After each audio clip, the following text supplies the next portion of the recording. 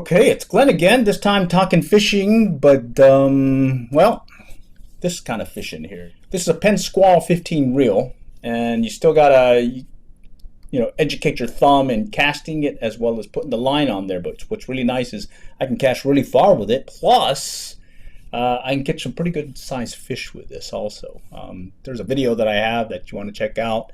It's where I'm kind of surf casting the surf without the surf at the local lake, and I'm catching some white bass with it. I think I'm using a lot longer rod. I think it's like a 12-foot rod, and I'm casting this baby out there and getting some nice size, or not. Well, I did get a few nice size fish, but I think in the video you'll see more of multiple hookups. All right. Surf casting without the surf at Brockdale this evening. We decided to head out to Brockdale. Short on time, so we just brought the surf casting gear. Got some good practice in with the PENN Squall 15 reel and that Daiwa Sealine surf casting rod. Went with the crappie jig and slab setup, sabiki rigged, and soon after we had to switch out the slab and put on a weight to get that extra distance we needed. But bottom line, fish were there on the point.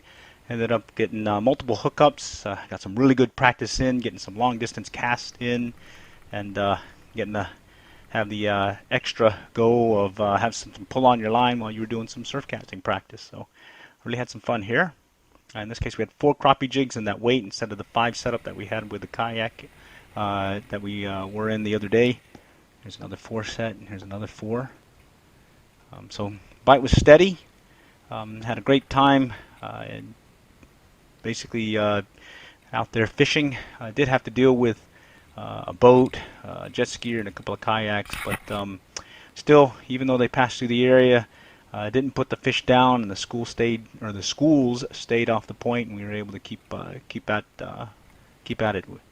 So here's the boat that's going to come right over the spot. We were definitely getting well past his wake with the cast that we were getting to the second distance ring on our reel.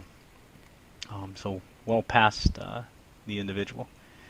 But that's the way it goes. And here's another set of 4. And another 4 here. And then while we're here, another one goes by, and sure enough, got a really good hookup with another 4. And this time a catfish hit it, so that was pretty cool. So we did get 2 yellow bass. The rest were white bass, along with that catfish.